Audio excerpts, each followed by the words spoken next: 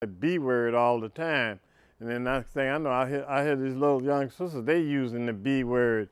And you know, they using it like it's a badge of honor. But you know, for when I came along and when I heard about the B word, and then I happened to be dealing with some European people, and then they had a kennel. Because I used to work in a kennel here around here. It's, I can't remember the name right now, but I think it's over on Columbia Boulevard now. But the name that they had for a female dog was that B word. And I'm thinking, now wait a minute. Now folks calling themselves B words, and these sisters calling each other B words, don't they know that they calling each other female dogs? But then again, you know, but that's what the brothers, you know, they do the same thing. Well, that's my dog. And, you know, so, you know, we have, our mindset has been tampered with. Our mindset has been diluted to where we thinking that Negro, black, and colored, and Ethiopian, that those are badges of honor. Well, actually, when they started keeping records back in 1779, that's how they classified us, because they could no longer call us slaves. So they came up with new names for us, which was Negroes, blacks, and colored. And so that's how it is in the records. And so now, James, because I remember when James Brown came along back in the 60s, he was singing, "Say it loud, I'm black and I'm proud." Well, he happened to be a part of the system that was destroying us. Because back in 1779, they had started saying that being black was diluted to slavery. So why is it that when James Brown come along, everybody was singing, even me, before I found out different, I was singing the same thing about how, say it loud, I'm black and I'm proud. You know, but that's not who we are. We are people. And as the Sheikh said earlier, you know, Noble Drew Ali came to us and he gave us our divine creed. And he also brought us our nationality to let us know that we are people. Because before they said that we were only 3/5 of a man. But Noble Drew Ali came and he gave us the other 2/5, which was a divine creed and our nationality. Now we are 5/5, and in all mathematics, 5/5 is a whole. That's right, Mo. So I don't know where my people are going, but I know where I'm going, and I'm gonna keep striving to be 5/5 of a man. Because today, I have my nationality and my divine creed. Because that's what it took for me to be able to get away from that slavery. Because I don't want to be a Negro. I don't want to be black. And from what I understand, if you're colored, it's something that has been painted, stained, or dyed. That's right, Mo. Now, what about you? Where do you want to be today in the scheme of things? Are you going to continue to embrace these names of a slave? Or are you going to stand up and be counted as a Moorish American, as an Asiatic, one that was here, and they talk about being the descendant of Moab. And it talks about Moab in Genesis of the Bible. And it talks about Ruth being a Moabite woman. And then our genealogy goes for Ruth and Boaz, who begat Jesse. Then there's King David, King Solomon, and Hezekiah, and Jesus, who came by Mary and Joseph. This is our lineage. And then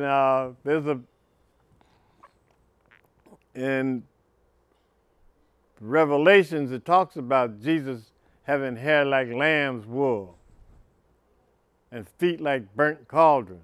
Does that look like anyone that you know? And there was also, I remember, I heard that Anwar Sadat, who was an Egyptian, and he exclaimed, "I am the last true Egyptian." Now what we have today, we have a lot of, and I'm not trying to talk bad about nobody, but we have a lot of folks that were originally from Arabia.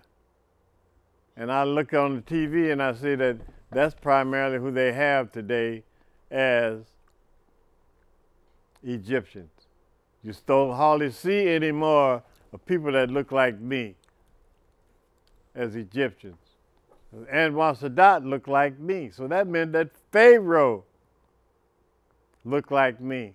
Because when they had pulled Moses out of the water back when they was trying to save him, and they talk about how he was raised up among the family of the pharaohs, well, he must have looked like them. How else is he could be raised up amongst them unless he looked like them?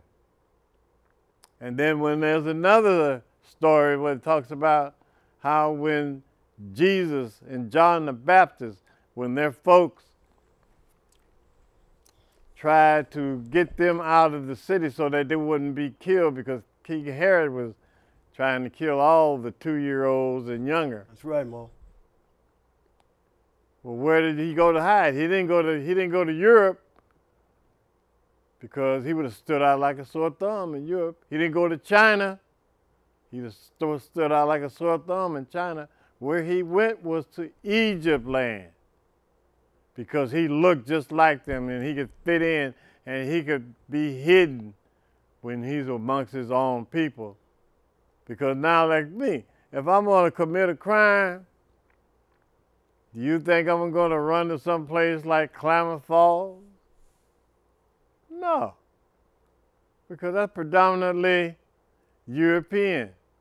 I'm going to go and hide out some place like Chicago or New York City, because I can fit in when nobody won't recognize me. That's right, Mo. You know, so, you know, you got to start thinking, because we don't think. We're too busy going along with something that somebody else said until we don't use the sense that God gave us. And I remember the folks, the elders used to tell me that all the time. Said, "Boy, you don't use the sense that God gave you." And I, you know, and they left it at that. So I'm thinking, I said, what in the world does that mean? You know, I know what they were talking about today. It took me a while, but I was finally able to figure out what they were talking about. You know, because God gave us senses. He didn't only give us the 5 senses, he gave us a 6th sense, and some of us even have a 7th sense. That's right, Mo. That's so right, Mo. We got to start thinking, we got to start looking at what we are as a people, because we are a powerful people. And they're still trying to figure out how they built the pyramids. They haven't been able to figure it out yet. And they're still trying to figure it out. But in time, you will be able to know exactly how that was done.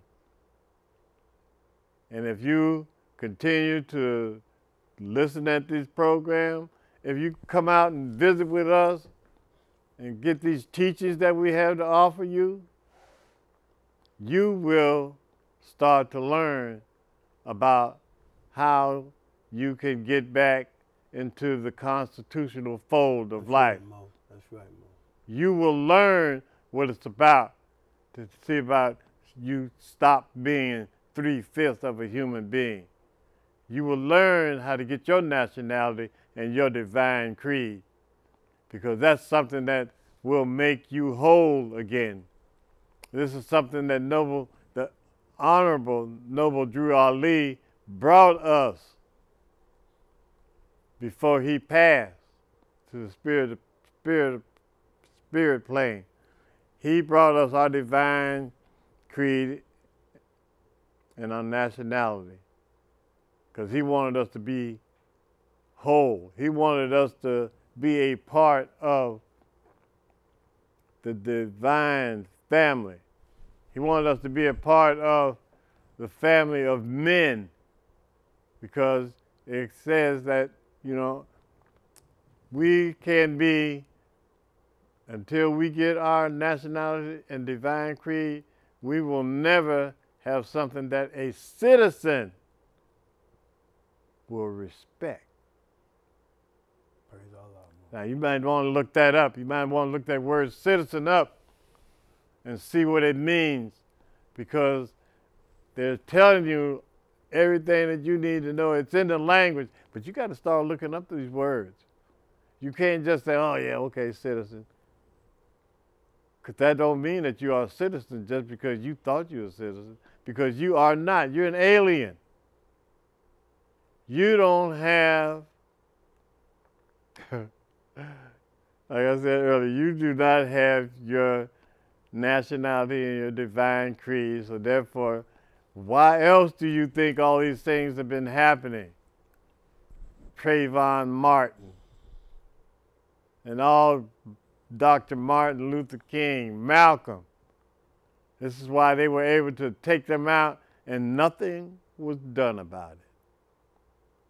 And until the time comes when we get our nationality and our divine creed, they're going to keep taking us out one by one, and then they're going to justify it. They're going to say, well, it was justifiable homicide. Oh, that was they people that did it. And then to Trayvon Martin, he was just a child, a baby. And then we had those people that are going out there and said, oh, that's okay, don't get mad, don't get mad. What the heck? I remember Malcolm saying, if you are a mad individual in America, you're an insane individual in America. So, you know, you're going to have to start looking, you got to start doing the research, and you got to start looking beyond what you're being told. And anything that I've said, you can look it up. You can get the research on it. You don't have to believe me. You can get the research, and you'll find it there. All you got to do is look for it. Because they, you know, I've heard it said, you know, said the only way they know how to keep information from a black man, they just put it in a book. Because we're not going to read. We're not going to do the research. We're not going to even try. We just going to go along, well, so-and-so said, well, my partner down the street, he said, so-and-so said, but what do you say? Praise Allah. That's the question. What do you say? What have you looked up? What have you tried to discover about yourself? And so anyway, I'm gonna stop now, and I want to turn this back over to the Sheikh James Lynch Bey. So I'm gonna say Islam and peace. Islam. More praise Allah, man. I remember the first time Brother RV came on the show.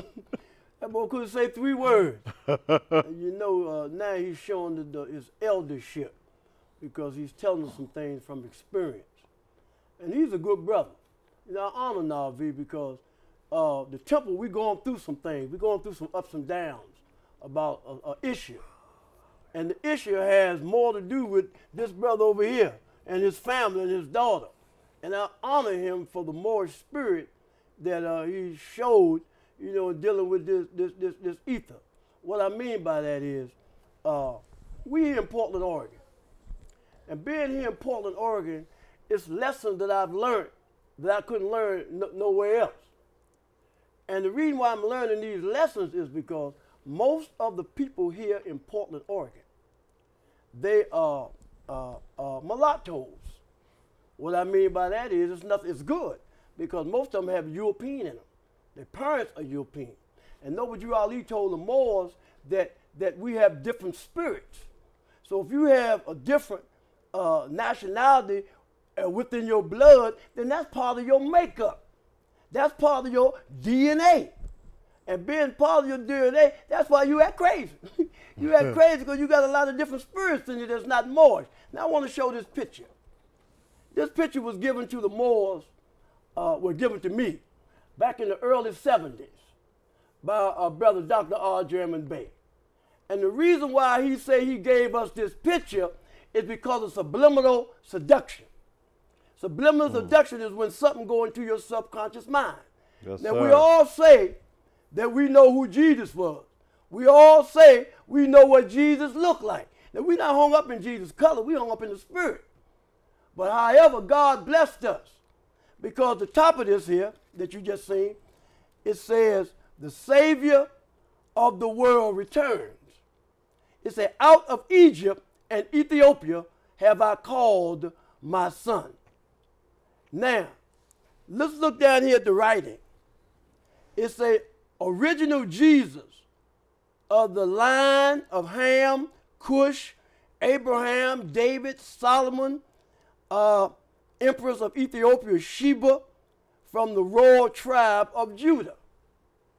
It said Jesus was born of Mary, and she was of the tribe of Judah.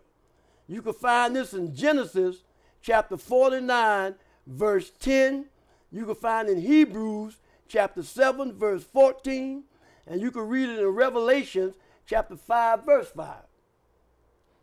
Also, in number 2, it says his head and his hair was like wool.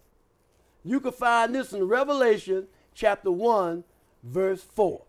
Now, in the Moorish Holy Quran, it says, Jesus himself was of the true blood of the ancient Canaanites and Moabites and inhabitants of Africa. Moorish Holy Quran, chapter 46, verse 2. It says, these secret lessons are for all those who love Jesus and desire to know about his life, works, and teachings. Yes, sir. This is on page 3 of the Moorish Holy Quran. Number 6. Will you give in brief the line genealogy through which Jesus came? It says some of the great fathers through which Jesus came are Abraham, Boaz by Ruth, Jesse, King David, Solomon, Hezekiah, and Joseph by Mary. You will find this in 101 questions, number 27. Number 7, it says, what does the name Jesus mean? It says Jesus means justice. And it's answering 101 questions, number 36. Now, a lot of us didn't think that we could do aught else. A lot of us say that Jesus was born in Bethlehem of Judah in the house of David, but through subliminal seduction, we see Jesus as Charleston Heston. We see Jesus as Ricky Nelson. We see Jesus of someone else in the European nation, not knowing that Jesus looked just like you and me. When we look at Jesus, Yes, we see the book of Ruth in the Bible. And the last couple of days, I've been around a lot of Eastern stars, and I love it because they pattern themselves by the Egyptians. They pattern themselves behind you and me. And they have to because they are descendants of Moroccans and born in America. And what do I mean by descendants of Moroccans and born in 711? The Moors went into Spain. Yes, we did. And when we went into Spain, we gave Europe civilization. Yes, sir. Now, in 1492, the last stronghold of the Moors fell in Granada, Spain. That's right. And now it had a lot to do with the council of James Stewart.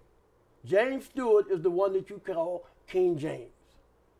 James Stewart is the one that anyone did not accept his version of the Bible, he killed him.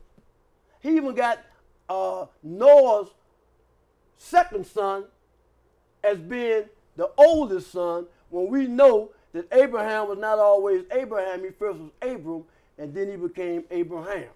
And he became Abraham when he found grace in the eyes of God. Yes, and this sir. is the Egyptian teachings.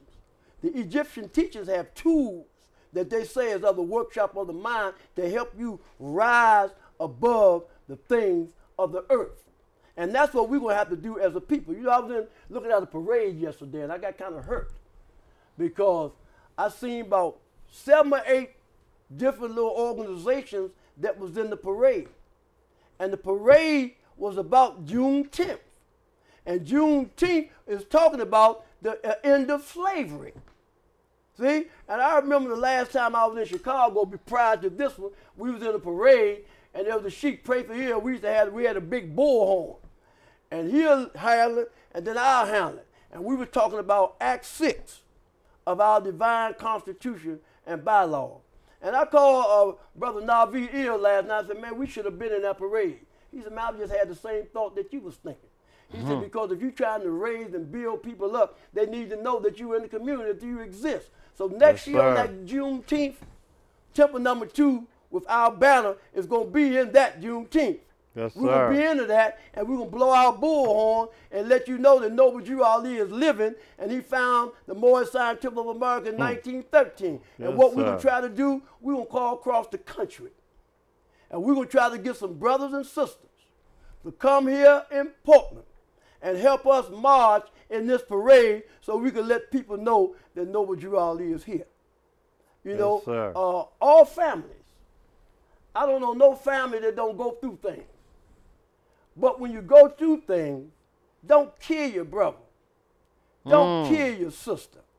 If brothers and sisters do certain things, try to work with them. That's right. Try to talk to them like you talk to the European. That's right. You don't beat the European up, No. but you beat your own brother and your sisters up. Hurt Our them brothers and bad. sisters got a lot of vices. They have a lot of foes, and they growing. We growing by leaps and bounds.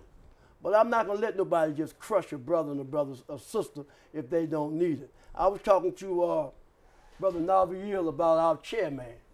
That brother got back from Chicago. Ooh. That brother was fired up. Yes, sir. That brother never talked when he got back from Chicago the way he did. No, sir. And I think that had a lot of reasons for that demonstrator to run up in the temple like that because he changed it. Now, he ain't all perfect. Nope. We all have trials and tribulations, but don't kill him. That's right. You know, he ain't never said, I'm going to step back, I ain't going to be here. He always been here. So I love you, Mo. You out of town, you taking care of some more business. We love you, Mo, and we're going to work together. We're going to work through this because you need it, Mo. And if Navi could do it, because of he's your son's grandfather, then you know I could do it, Mo. Yes, sir. Because we love you, Mo. And listen to your tape. I just listened to it because we just got it. Mo, I want to appreciate you because you're not here. I want you to listen to this tape. I appreciate how you explain your experience in Chicago when we went there. Yes, You've sir. done it in a very adept manner, Mo, and I see you overcoming. I see you beginning to be a great brother, and I thank Allah for you. So it's always an honor. You know, I had to learn that. You know, I had to learn some things because when you go into the wilderness for self-examination, it makes you a better person. You know, the same way that some people are yesterday, they might not be that way today. Allah works on everybody's soul. See, the book tells us in chapter 1, many ages man will tarry until all his lessons are learned. And we all going to have to come back over and over and over on this plane of things made manifest until we learn some certain lessons. And in the degree that you learn them is you'll see your growth and your development. So here in the Moorish Temple of America, we teach nationality and we teach divine creed. When we talk about nationality, we're talking about honoring your mother. See, because man derives his name from the earthland. Yes, sir. Chinese are from China, Germans are from Germany, and Vietnamese are from Vietnam. There's no land for Negro, colored, and black. And you just can't give up the principle of the words of Negro, colored, and black. You got to give up the principles as well. And this is why Allah sent Noble Drew Ali to this earth, to redeem you and me from our sinful ways. And a lot of times we sin, but we don't know we're sinning. Yes, sir. Sometimes we think we're in our higher self, but we're in our lower self. So through the teachings of the Prophet Noble Ali, we learn these things. So it's always an honor, a pleasure, moreover a duty to be able to come before you to talk about the teachings of Prophet Noble Ali. And if you find time, come by Mac Dishman, 77 Mount Dishman on Knox, because we have something to talk to you about, because the Moorish American Muslims are growing. So Yes, in conclusion, I would like to say, if you have race pride and love your race, join the Moorish Science Temple of America and become a part of this divine movement. Then you'll have power to redeem your race. That's right. Because you'll know who you are and who your forefathers were. Because where there's unity, there is strength. Together we stand and divided we fall. Come, good people. Yes, sir. Because the Prophet Noble Ali sent to redeem this nation from mental slavery, which you now have need each and every one of you who think that your conditions can be better. This is the field open to strong men and women to uplift the nation and take your place in the affairs of men. If the European and other nations are helping him, why not you? It is your problem. The Negro problem is being solved only as it can, and that is through the Moorish national and divine movement. If you have a nation, you must have a free national name in order to be recognized by this nation as an American citizen. This is what was meant when it was said, seek ye first the kingdom of heaven, and all these things will be added unto you. The Holy Quran of the Moorish Science Temple. Know yourself and your Father God Allah, that you may learn to love instead of hate. Every man needs to worship under his own vine and fig tree, the uniting of Asia. Ye are the children of one Father, provided for by his care, and the breast of one mother has given ye suck. That the bonds of affection therefore unite thee with thy brother, that peace and happiness may dwell in thy father's house. And when ye separate in the world, remember the relation that bindeth you to love and unity, and prefer not a stranger before thine own blood. If thy brother is in adversity, assist him. If thy sister is in trouble, forsake her not. So shall the fortunes of thy father contribute to the support of his whole race, and his care be continued to you all in your love to each other. We need to learn to love instead of hate. Yes, sir. Allah, the Father of the universe, the Father of love, truth, peace, freedom, and justice. Allah is my protector, my guide, and my salvation, by night and by day, through his holy prophet, Drew Ali. Amen. Amen. Allah is God, and Drew Ali is the prophet. Yes, The sir. nearest place to meet God is in the heart. It don't make no difference what you call him. You can call him God, you can call him Jehovah, you can call him Yahweh, but he is the causeless cause, the rootless root from which all things have grown. The nearest place to meet God is in the heart. And when you meet him, you're in a still small voice. So when you meet God in a still small voice, then you ain't gonna hear no language anyway. The only language you're gonna hear is the language that you speak. So you know that God lives in you because of your words, your works, and your deeds. Yes, sir. Jesus said your words, works, and deeds will be the proof of your messiahship. So it's always an honor for the Moors to come and talk to you about the book of the seven seals. Right. That none was able to open and read from its sacred pages the messages of purity and love. In the Bible, they talk about Jesus,